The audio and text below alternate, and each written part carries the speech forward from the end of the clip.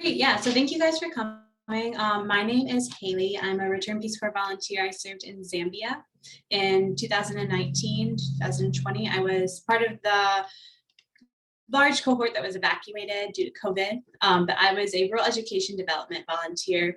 So I was in a small community in Jenga, called Njinga in the Northwest Province. I graduated in 2019 also from the University of Richmond. I studied geography and global studies with a focus on Latin America. So even though I studied Spanish for, probably 10 years, I ended up going to a country and learning a language I never thought I'd learn.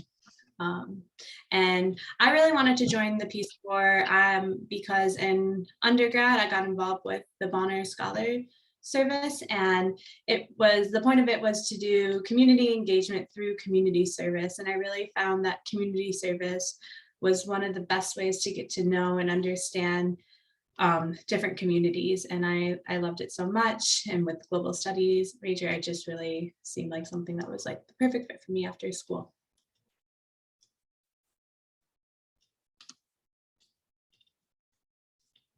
So hi everyone, I'm Hannah. As I said before, I served in Colombia. I was also an evacuated volunteer.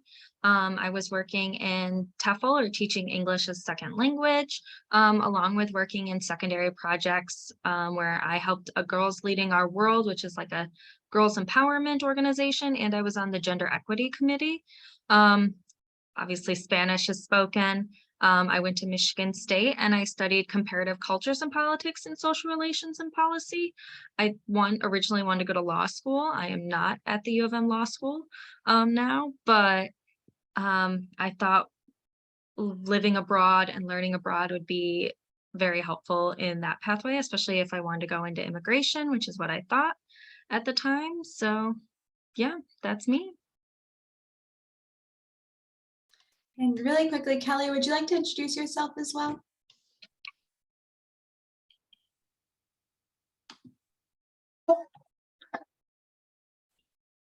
Hi, everyone.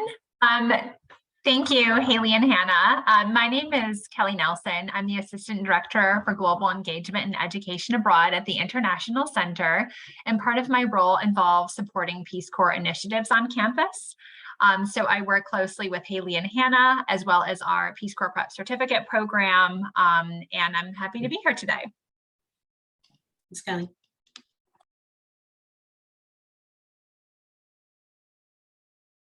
Okay, so now we're going to get into some of the basic requirements for the application, and then later, well, for Peace Corps in general, and then we'll go more in depth into the application process. If you have any questions, as I said, put them in the chat, but also if you have any questions specific about our service, you can put those in the chat too. So as you can see on the screen, some of the basic requirements is you must be at least 18 years old to join the Peace Corps, and you must be a US citizen. Along with just remembering the length of service, it is supposed to be 27 months long, where you do 3 months of training and then you do 2 years of service.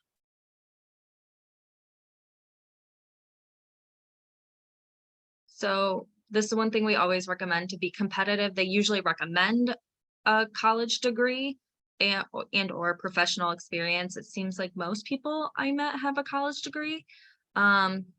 And then we'll also talk more about tailoring your resume, the volunteer experience that they recommend, and just a bunch of other things. So just looking to be the best candidate you can be. So going back a little bit more about the Peace Corps so the Peace Corps mission is to promote world friendship and peace. We do this in a bunch of different ways. So they kind of say they have 3 goals. The first goal is partner with people of interested countries in meeting their need for trained individuals. So that would be you guys going abroad. The second one is to promote a better understanding of Americans on part of the people served, and then to promote better understanding of other peoples in part of the Americans.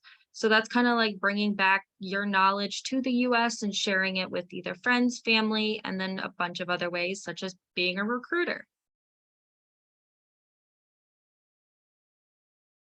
So kind of a breakdown, these are pre-evacuation numbers because as I'm sure you all know, Peace Corps evacuated all of their volunteers in March of 2020, and they just started bringing back volunteers.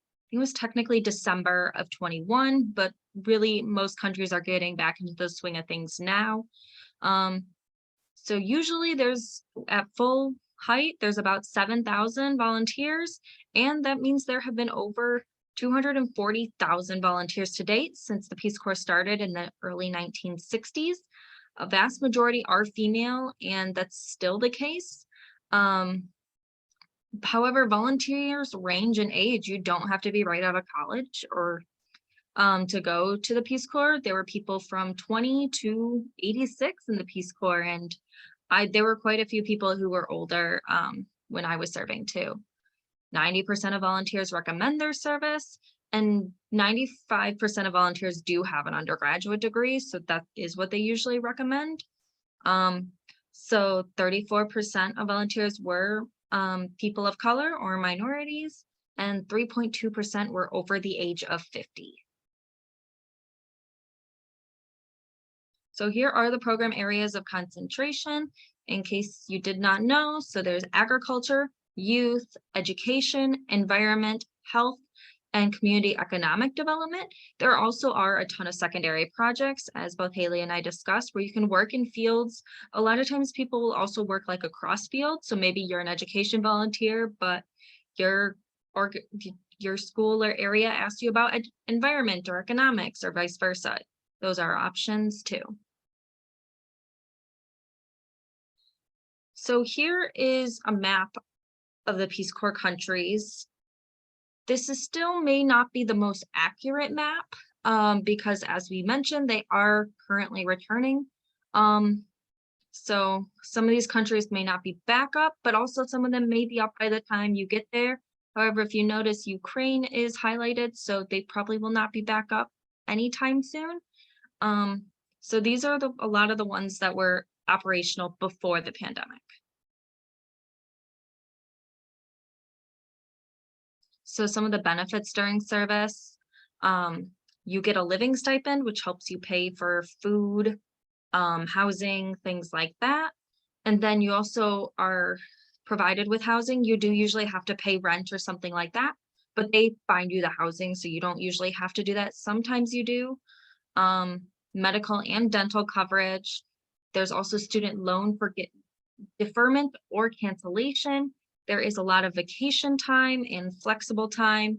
And then obviously a lot of career skills and training that you'll have. You have those 3 months at the beginning, and then they do continual training throughout. So it's not like they just like shove you into country. They're always there to help you and support you.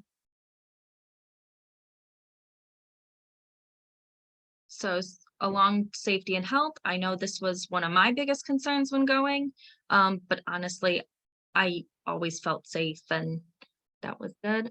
So there are medical officers available 24/7, no matter what's going on. You can reach out, call, ask for help. There are security officers that help you be more secure in site, along with helping like your community. There's community immersion training, US government support, and dedicated victim advocacy. So some of the benefits after service. So these are kind of flexible depending on like what you choose to do with it. So after you get out of service, they provide you with approximately $10,000 to transition to life back in the US. They know a lot of people sell off all their things before they go, so getting back into life here can be difficult. There's graduate school benefits, like a lot of schools have scholarships for Peace Corps volunteers, or there's the Coverdell Fellowship, which is a fellowship that some campuses have to help you pay for grad school. I am a Coverdell Fellow, so if you have any questions, you can ask me. There's a lot of professional networking and career services. So there's different organizations along with the Peace Corps provides those things. There are advantages if you want to go into the federal government, so that you can have non-competitive eligibility, which pretty much just makes it easier for you to get a federal job after you return from service. There's also public service loan forgiveness for your time in the Peace Corps, so that would count towards those 10 years. Or there is access to affordable health insurance as you transition back. However, if I remember right, it's short term, it's not like forever.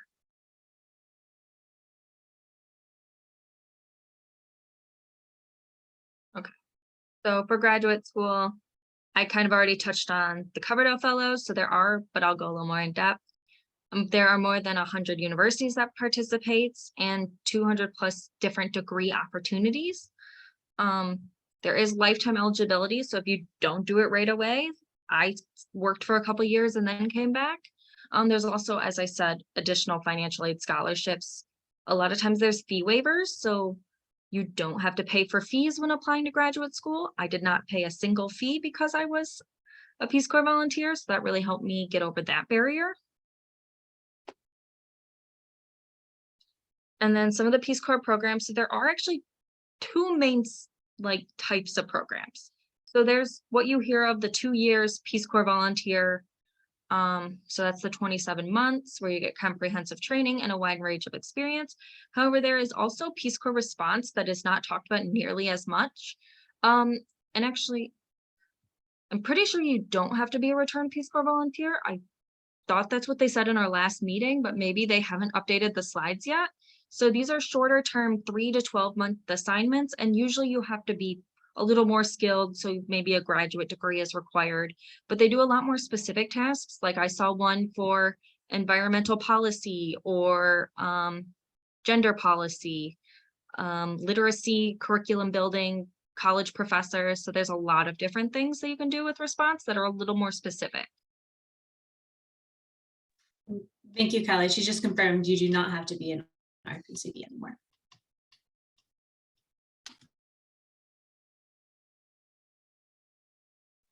Okay, we're going to transition over to kind of a deep dive into the application process. But before we start, does anyone have any questions about what Hannah just presented? I have a question. Yeah, please. For Hannah, your experience with your secondary project, I am very interested in women's rights issues and gender equality. So I'm curious how much say you had in getting that project, or if they just assigned you to it, how that worked. So it was an application process. So there's a bunch of different secondary projects that you can do, but usually to get into them, you do have to apply, because there were different things like, for me, Peace Corps Columbia ran a blog. There was the Gender Equity Committee. There was, I think, an environmental committee just doing different things. So it was pretty much all Peace Corps volunteer run. And so toward the end of your training, you would apply for different things.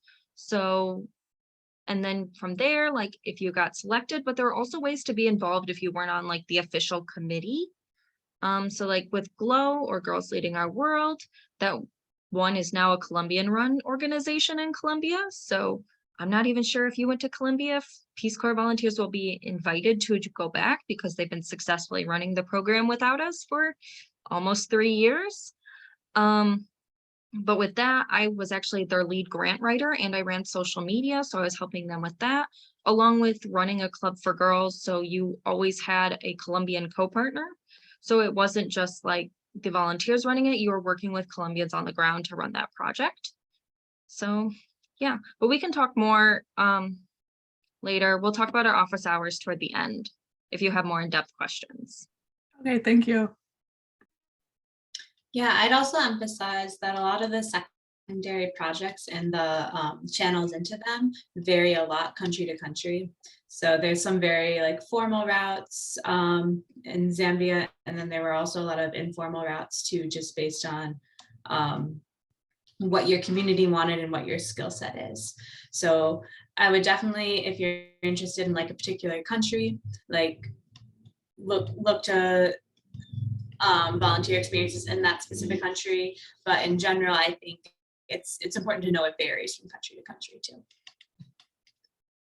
Awesome. So as we deep dive into the application, we're gonna go over how to find positions, the actual apply, but pressing apply and going through the whole process, health history, the interview, getting an invitation, the medical and legal clearance, onboarding, and ideally departure. So you really do have a lot of options on where to serve in the Peace Corps, especially after COVID. Things have started to open back up a lot. If you look on the Peace Corps webpage now, you can see that there's options in almost all the regions that were closed due to the pandemic. So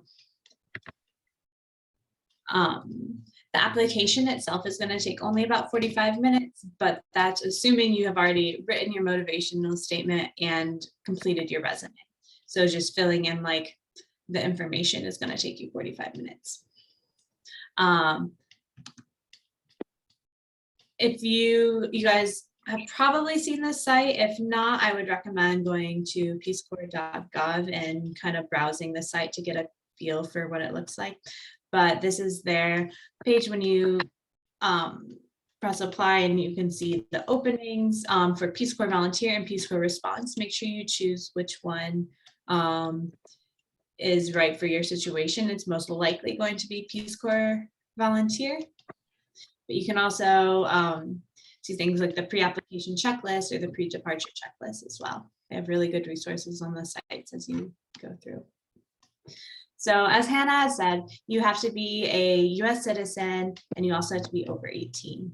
So as you're going through, just double check that you're not marking yourself out of the process because you clicked the wrong box. Like obviously, you know, you can submit it again, but just be cognizant of the boxes you're checking. So it's not a technicality. It doesn't let you in. So the resume, I'm sorry, I see a chat in here as well. Oh, that was just me. I put the link to available openings in the chat. Sorry. No, thank you for that. So the resume, I think, is one of the most important parts of the application process. It really lets you show what experience you have, how it's relevant to the position in the Peace Corps, or if you're applying to anywhere, the Peace Corps in general, and it can really help you highlight what skill sets you have. So unlike a lot of resumes, the Peace Corps resume can be 1 to 3 pages in length, so they really let you have a lot of space to use it. So you should use it. You can include experience anytime from when you were 16 and older. So, you know, if you did some volunteering in high school that you think might be relevant, like include it. Like they're not gonna say, oh, you did that when you were 16. Like it doesn't even matter. Like a lot of people are young who are applying to the Peace Corps, and it's still relevant experience that's shaped your outlook on applying to the Peace Corps as well. So another really important tip is to quantify your experience. This is unique, I think, to more federal government positions and the Peace Corps as well. So if you had a summer internship that was part-time, you would say I worked 10 hours a week for 10 weeks for a total of 100 hours. In the same way, if you worked a full-time internship, you would say I worked 40 hours a week for 10 weeks for a total of 400 hours. And that's not only for the time, but also for the impacts you have. So if you're, don't just say I taught kids in a secondary school, you would want to say like I taught like groups of 7 kids and in like an English class, and be very specific about numbers and how that impacted your experience as well. Obviously, the Peace Corps is volunteering, so the Peace Corps highly values volunteer experience. So if you're looking to apply, I would really recommend thinking about what volunteer experience you've had in the past. And if you are not quite ready to apply, I would recommend thinking, do I have volunteer experience, or is that something that I really should need to look into getting and accumulating before I turn in my application. You want relevant classes. So we've heard a really good variety of majors that everyone has, and some of them may apply directly to a position you want to apply to. I know we had some like business and community economic development, so I'm sure there's some classes within that curriculum that would be really relevant there. Same for language classes or regional study classes as well. And feel free to send us your resumes. We're happy to review them. I know that when I was applying to the Peace Corps, I was working with a recruiter who probably saw like 3 versions of my resume before I submitted it. I worked with my sister, who's someone I always go to. So go to people, like you can go to us, but like also like go to people who understand your experience and your background to make sure you're really highlighting everything that is important and really everything you've done, because some people really know you better and know what that experience is as well. Hannah, do you have any tips you want to add on the resume? It's an important part, so I want to make sure. We can also go to the next page. It's a little detailed version, but Honestly, my recommendation was to have people review it. I know, well, this was an example from when I was applying to grad school. I had 3 people review my resume before I discovered I wrote charities wrong. So you never know. And like, you never know when something like that will just like anger someone or like bother someone to the point where like they may not accept you. So just have someone review it. As we said, we're willing to do that. You can email it to us, ask us, and we can do that. So this is an example of a resume that the Peace Corps gives us to send to you guys, but I would say this one is not great at quantifying experience. I think we're going to work on putting up a sample that does that better, but I think there's a lot of other points here that are really relevant. In terms of the layout, like you want your key qualifications up at top. So like if you're applying to a teaching position in a Spanish speaking country and you have teaching experience, like, say that you have, teaching experience like in secondary languages, professional experience, volunteer experience, education, and then specialized skills and trainings are really important as well. You making sure you use the past tense and being consistent with that. And in choosing those action verbs at the beginning, you don't want to be super repetitive. I think these are general, like in general, good resume tips, not specific to the Peace Corps, but for example, under volunteer activities for tutored and taught, I think that's a good example of like, they could have just said taught twice, like taught over 10 students or taught math necessary for college, but being able to change that. And just like really amplifying that like what you have achieved in your professional and academic experience, because like the resume is the place you get to show this.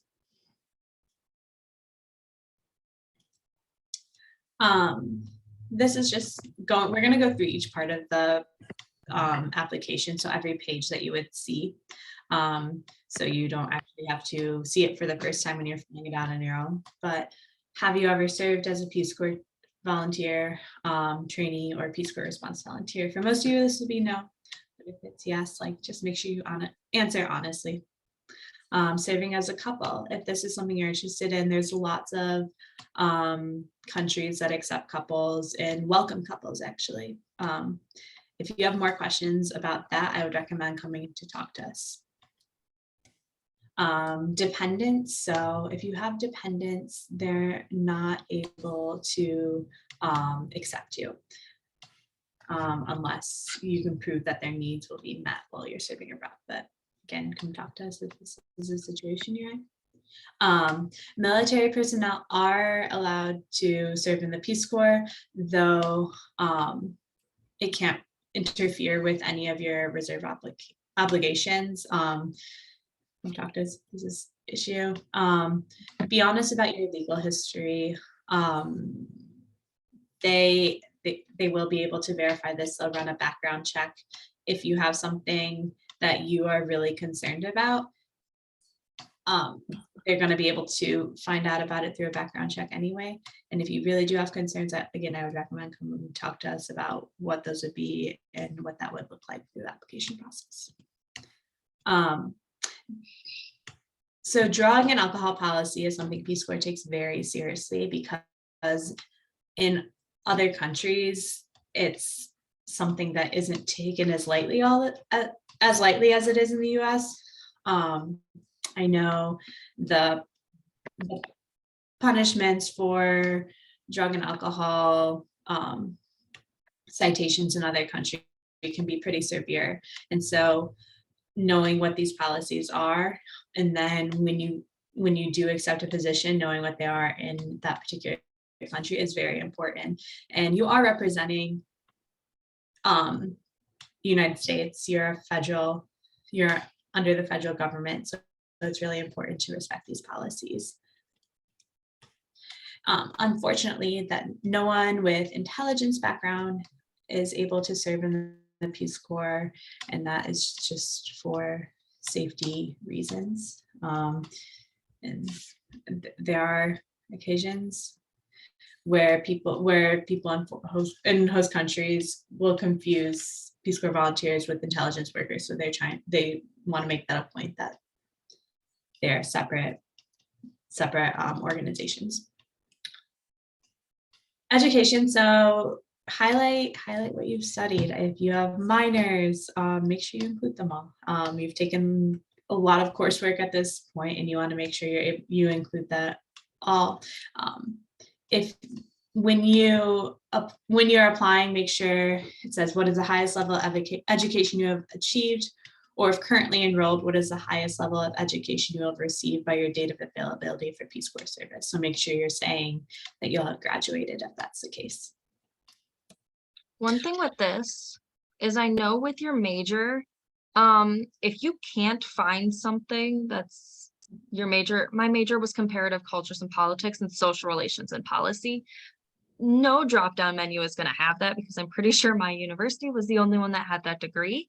So you may have to just find one that's similar and try to make it as close as possible, especially if you're going for a specific area like community economic development. They really want someone with a background in business or economics. So if you accidentally put like you were a communications major, that may not work. So just something to think about.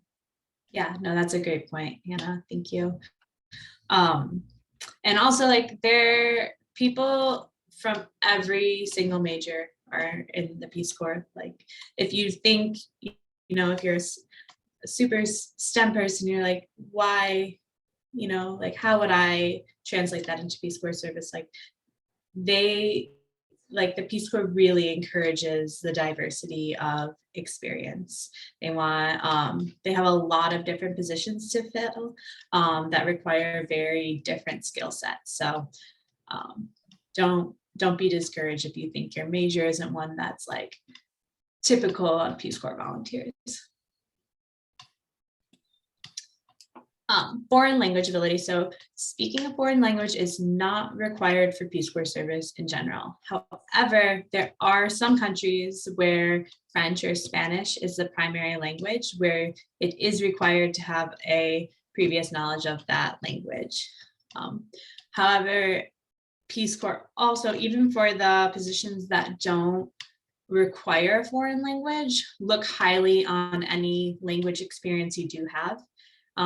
Their thought process is that if you have studied a foreign language before or you are bilingual growing up, it'll be easier for you to learn a language. And not to say that if you don't have any foreign language experience, you'll be ruled out, because that's definitely not the case. I know in Zambia, the languages are not languages anyone would have had an opportunity really to study in school.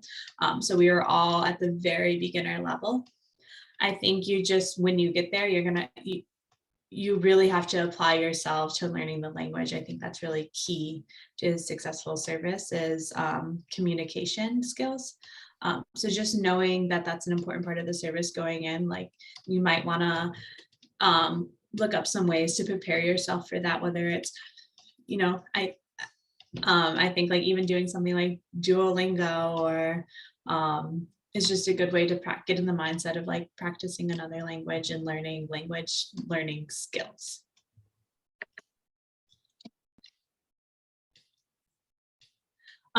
So this is the part where you can specify whether you want to serve, where you would like to serve in a specific region, or if you don't have a preference at all. I would say here, if you are truly willing to serve in any region, you should put flexible to serve in all regions, and you can elaborate if you have a preference as well, in the box, and you can say reasons why, whether it's you know, cultural, family, language. I think those are all good things to be able to put in the box there. But really think about if, and I think maybe this is more relevant for the sector, but think about like, would I really be willing to serve anywhere? And so you have a chance to put flexible to serve in all sectors here. And your earliest available date as well. So that matters because the departure dates for all these programs aren't at the same time. So if you're applying, you're flexible to serve everywhere, but I can't leave until September of 2023, as opposed to maybe May of 2023. There are, I think, a couple programs that leave at both of those dates. Make sure you say that, because that could affect their placement as well. The motivational statement is also the probably resume and motivation statement are like the two most important things on a Peace Corps resume. So the motivation statement is a 500-word essay used to assess your professionalism, motivation, and maturity as a candidate. So at the basic level, what you want to include is why you want to be a Peace Corps volunteer, and how you plan to overcome your challenges during your service. And I think you really want to be able to pull on some experience you do have and show how that can help you, how you can leverage that experience to help you overcome challenges during your service. Whether that's working with different communities, overcoming communication barriers, or how it's motivated you to want to go into Peace Corps service, like volunteering. Actually, before I move on, Hannah, do you have anything to say about, I feel like I went through the motivation statement quickly, and I want to make sure I can't think of anything else. And this is another one. There are lots of examples of motivation statements online. I know that before I applied, I looked through a lot of the examples just to even, I had no idea where to start with my motivation statement. Like coming up with it out of nothing was really hard. So I'd recommend looking at a lot of those samples. And again, this is something we'd be more than happy to review. And I, again, like would recommend sending it to other people who know you as well, to have them just read it over. If it's, even if they're not going to edit it as detailed, just like, does this show who I am and how my experience would help me as a Peace Corps volunteer? And the references, this is probably the third thing of the most important. So the references, you have to have 3, and they must be from a current or previous employment supervisor, current or previous volunteer supervisor, a professor, a close friend. It's highly recommended to use references from current or previous employment supervisors. And if you do use a friend, you only want to use it for one of your 3 references, and don't include relatives in that. I would recommend finding references who can speak to different skill sets. So you don't want to have references who all speak to your ability, your like data analysis skills. Like I'm sure, like, it's great for the Peace Corps to know that you're really good at data analysis, but that's not a really well-rounded example of references. So have some who can speak on your professional skill set, project management, volunteer management, data writing skills, presentation skills, but then also some who can talk more about some skills like intercultural communication, having difficult conversations, and some soft skills as well. So that might be a front. And then I personally used a professor. I was going to say two, but I think I used one professor, and it was one who I have had more than one class with. So it's a professor you know better than just having one class with, one who you have a good rapport with, you've worked with maybe for over the course of like 2 or 3 semesters. You want it to be pretty personable in terms of who you're choosing to write your references. And I would recommend, if you have someone who's a volunteer supervisor writing your reference, it can show how you engage in service and going in different communities as well, and your character in those situations. They will also request racial and ethnic data, though it is purely voluntary. The Peace Corps just uses this to understand the diversity of applicants and if they are doing enough to recruit a diverse applicant pool. So it does help the application process or the recruitment process better. Totally up to you. And then the final steps. So this one, in this example, they've applied to a specific position.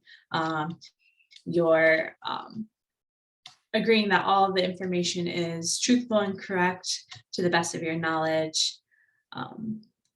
And that if anything changes, you are going to let the Peace Corps know. Contact information as well. And the health history form. So this will come after you submit your application. And so, but correct me if I'm wrong, but it comes before you hear about your invitation, because you have to go through the medical clearance process in order to accept the invitation. And the medical clearance process can be lengthy. And I have heard from volunteers that because of COVID, it has gotten stricter. And that's not because of like COVID itself, or it's not because like COVID affecting volunteers as much as it is access to regional medical centers. So in Zambia, if there was a medical emergency, there was not an in-country hospital, they would have to fly you to South Africa. And so some of those routes to hospitals aren't available anymore. So they take this very seriously. Be honest on this.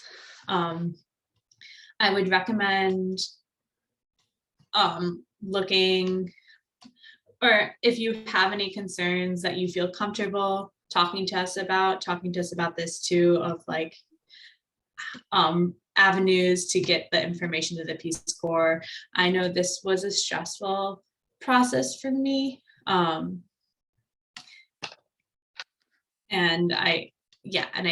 I think sometimes it's just nice to have support through that process, because it's confusing of who to talk to, the right people to get information from, getting the reimbursements as well.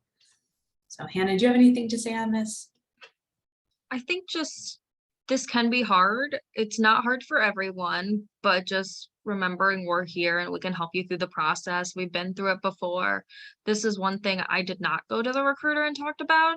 I did like all the way through the application and interview prep, things like that. And I really wish I would have. So please, if you feel comfortable, I know health can be very personal, but if you feel comfortable, come and talk to us and we can help you through it. Mm-hmm. Yeah, and the Peace Corps can be strict about these, but there are legitimate concerns in country for health, just being able to access the right healthcare for individuals. So, I mean, and it can affect the countries that you're accepted to as well. And if that's the case, it can be disheartening. But I would recommend looking at it just from the side, like the Peace Corps is trying to do its best to serve you, but also protect you and put you in a position where you're not going to be in danger if something were to happen. And I guess one other thing is, Haley, you briefly mentioned this, but there is reimbursement for medical costs. So if you have to pay anything out of pocket, whether it's tests or just your usual doctor copay, you can get that all reimbursed. Yeah, That's It's- actually new. We could only get reimbursed to a certain amount. It may take a while though. So, Oh, yeah. But it can happen. And after submitting your application, you may receive a notification that you are under consideration, which it could include a list of countries, or it may be one country depending on how you applied, of where you can be medically supported.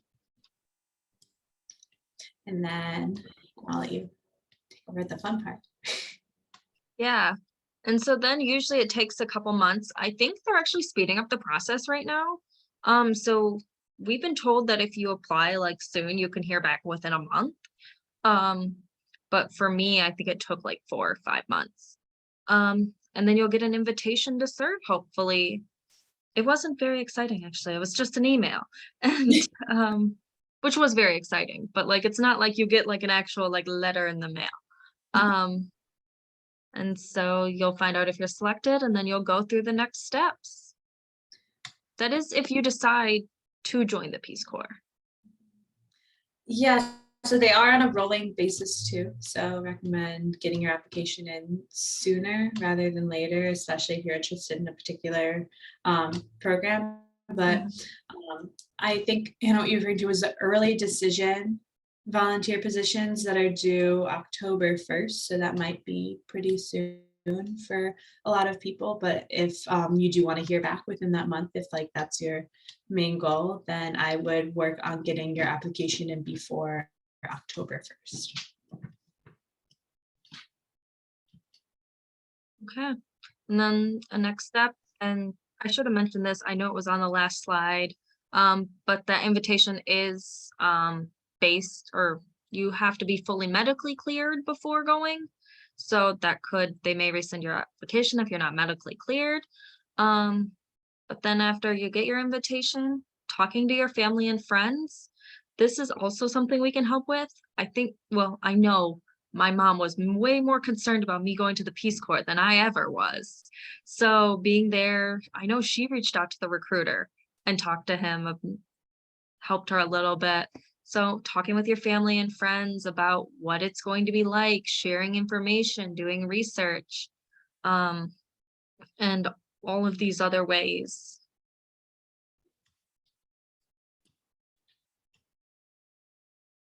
Okay, so we've talked a lot about medical clearance. There's also a legal clearance, where you have to go and get your fingers printed. I don't think that's how you usually say that, where you get fingerprinted. Again, medical forms, fill out your like Peace Corps passport, which is actually different than your, like if you already have a passport. So like currently I have 2 passports. And then any visa applications, which some are very easy. The one to Colombia at the time, very easy. I've heard others not so easy.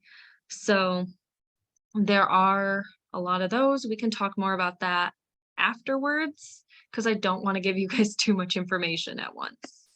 Yeah, I think the key is to start all this early. As soon as you get it, like get started on it. Okay, then there will be onboarding, different webinars that you have to attend, or sometimes they're just like online asynchronous trainings.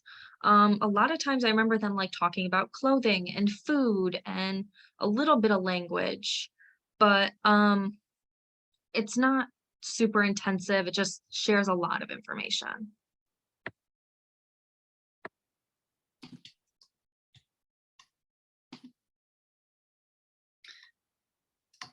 So the Peace Corps prep program, I think most of you guys are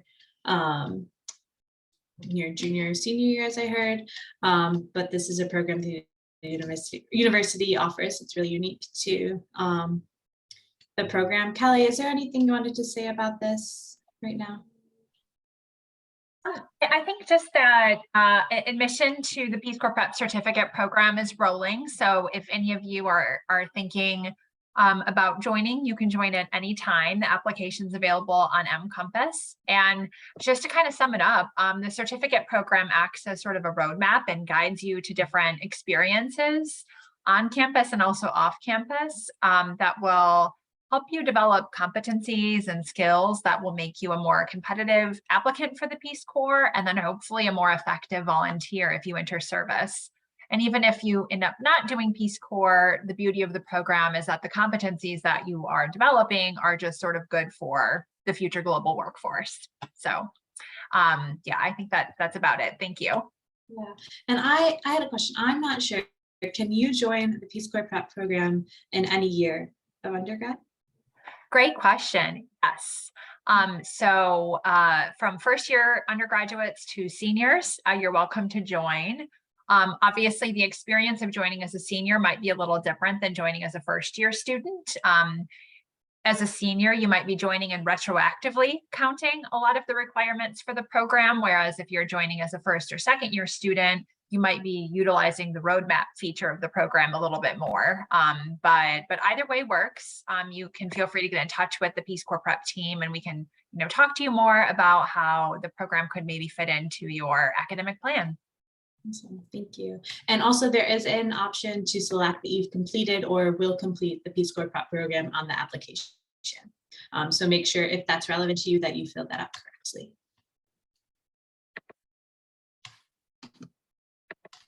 Right, so that was a lot of information and a while bit, but does anyone, if you guys have any questions, we welcome you to just unmute yourself and ask us or put them in the chat. Additionally, you can email us or come to our office hours. I have some questions. Is there a disadvantage to applying like later on when I know for sure that I'm ready instead of right out of college? No, there's no disadvantage. A lot of people do it. I know it is like the most will go right out of college, because I know once people like start dating, having kids, getting married, like it can get harder. But we had anyone, I think the oldest person in my cohort was like 75. So, and there were quite a few people who were like 28 to 35. So it's not going to be a disadvantage at all.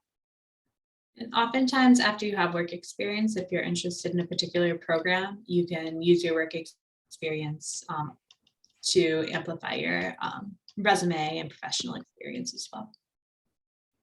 And then for the single application, active application at a time, is that like for one position that you're applying to? That's correct, yeah. However, you could apply to go anywhere. That's actually what I did. So I put in one application and then they just placed me in a country based off my resume. I did like request to be in Latin America and I had the Spanish background, so that helped me. But I did not apply to like a specific country or a specific job.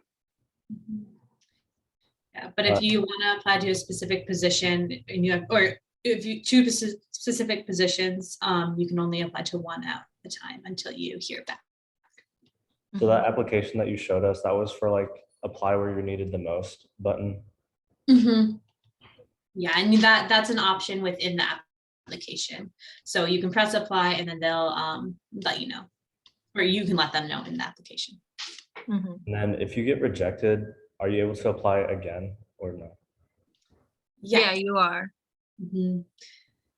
And honestly, like, because projects are changing all the time, if you got rejected at one point, obviously, you know, we might want to relook at your resume and motivation statements experience, but it's likely that there just wasn't a program that fit your particular skill set at that time. And then when there's a language requirement, what is like the level of proficiency that that's referring to? Honestly, I don't think it like you had to have a background in it because one of the first things you do when you like get to training is you take a language class, like a language class and a language test. So in my country, or in Colombia, you were required to have a Spanish background, but there were people who tested into Spanish pretty low. So it's not quite you have to prove like usually it's Spanish that they require you to have a background in. You don't have to prove a Spanish proficiency. They'll just see like you had classes in it or you're a native speaker or different things like that. So what about like if I had like 3 years of Spanish in high school, would that count? Maybe. I think that if it's in high school and you didn't take the AP exam, there's not an option to show that with the selections they have available. If you took like the AP or I think IB is the other one exam, then you're able to show that as through one of the selections. But if you do have other experience, you can write that in the box of like preferences and kind of elaborate further through those options. The other thing to remember is Peace Corps is getting back open. So there are some things that they're more strict on right now, some things that they are less strict on. So they are trying to get a lot of people back in field. They evacuated almost 7,000 over 7,000 volunteers. So they're trying to get back to where they were. So I'm not saying they're going to slack because they're not, but they may have a little more flexibility and understanding than maybe they did before. And then with like medical history, like how common is it for people to be disqualified medically? I can speak on this. So I think if you're applying anywhere, your chances of not being medically cleared are significantly lower. However, I applied to a specific position and I happened to, report on something from when I was like 9 and was disqualified from that country. So I think like things like that can happen. But what that did was you're disqualified from this particular country. We're sending you an invitation for this country instead, because I had chosen like one specific country at first, but if not, then I would apply or I would be willing to go anywhere. So I think that if you're willing to go anywhere, those chances are a lot less significant. But there are some that Peace Corps is stricter on, such as mental health. I know that's one that you really have to work a lot with your medical providers and the Peace Corps Medical Service to talk through those issues. So like what if there's like, is there a difference, or does it make any difference if it's medical history versus a current medical condition? Yes, would be the short answer. I think current medical conditions are taken more seriously, especially if the medical history isn't something that's as relevant anymore. Yeah, that would be my answer. I don't know, Hannah, if you wanted to elaborate on that. I guess just saying it kind of depends on what it is. So like I have an allergy that's not going to go away. Like that's just how it is. They were able to work with me on it. So like that's technically still a current condition and it wasn't going to exclude me from anything. But it was something that we had to work with and make sure there was ways to get around it, because there may not be, because I'm allergic to a type of medication. So they had to make sure they had medications available so that if something happened to me, I was okay. And they were able to do that. So it kind of just depends what it is. I would recommend one, Kelly dropped in a link in the chat to look more about specific medical information, because one, we don't know everything, but we would love to like meet with you and talk more about it. Just because we also don't want you to share your medical history in front of random strangers. So yeah. And I also dropped in the chat a little bit ago how to sign up for our office hours. They're Tuesday through Friday. The hours vary, virtual and in person. Yeah. I was just going to add one. Oh, sorry. Sorry, Haley, I cut you off. No, go for it, please. I just wanted to highlight one thing with the medical clearance. So as already highlighted, I put that link in the chat. Here at the beginning or the top of the page, there is an email address that you'll see. It says, for additional questions, contact pre-service unit at peacecorps.gov. There's also a telephone number. So that is an email address that you can use if you have specific questions about the medical clearance process, and you can contact them, even now prior to applying. And I believe that the folks that are responding to this email are actually the medical staff at the Peace Corps. So they're able to provide, I think, real answers about, how maybe certain medical conditions or issues might be viewed by the Peace Corps, so that that, prior to applying. So I just wanted to highlight that because there is a lot of information on that page. Okay, go ahead, Haley. Oh, yeah, sorry. I was just saying, I also dropped in the Reddit page for the Peace Corps, which is where I found a lot of information about like some specific questions, not only related to medical, but literally about anything in the Peace Corps. Volunteers love sharing their experience and tips through there, so I'd recommend checking it out. And my last question is could you speak more on the graduate school opportunities and what isn't covered, and whether you can use it for student loans?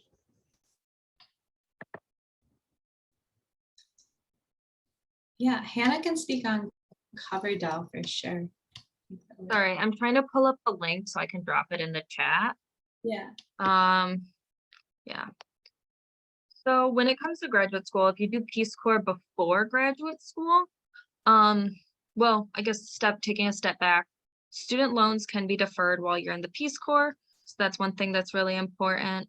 And Peace Corps service does qualify for the public student loan forgiveness program. I think I said that correctly. So that means if you do 10 years of public service, then you can get your public or federal student loans forgiven. Peace Corps does count, along with AmeriCorps, teaching in a public school, a bunch of different things, so you don't have to do it all in one sector. Yeah, public service loan forgiveness. Thanks, Kelly. So there is that. Along with, there are additional scholarships. So I dropped a link in the chat of all the university programs for the Coverdell Fellows. I am a Coverdell Fellow, which I got a scholarship because I was in the Peace Corps through this program. And it does depend on certain programs at certain schools. Not every school has it. University of Michigan obviously does, but it is only for certain programs. I know social work, nursing, public policy. It kind of depends though, because the school can make their decision on who to partner with. So it's not like it partners with everyone for everything. But you should be able to find a school that partners. And if they don't partner, there are a ton of other scholarships. So I applied obviously to multiple graduate programs when I was applying. Not all of them have Coverdell, but a lot of them did give me a scholarship because of my Peace Corps service. They either had their own Peace Corps scholarships, service scholarships, what have you. So there are a lot of different opportunities there. It also looks great on a resume for the Peace Corps. The Peace Corps does. So it can really help you get into grad school, along with have a community once you get here. I've already met a ton of people just because I am a return Peace Corps volunteer. So that's a way it kind of helps more on getting to know people and not feeling like you're alone.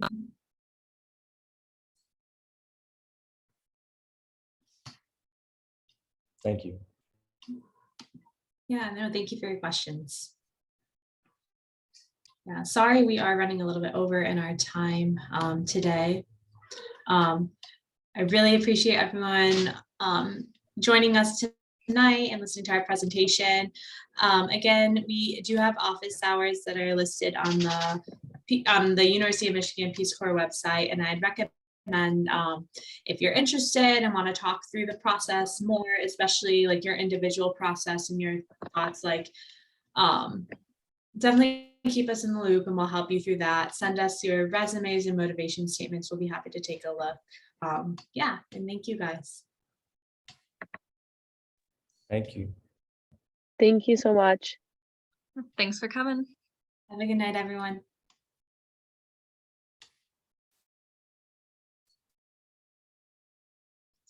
Just let us know. I think. You want to stop the recording?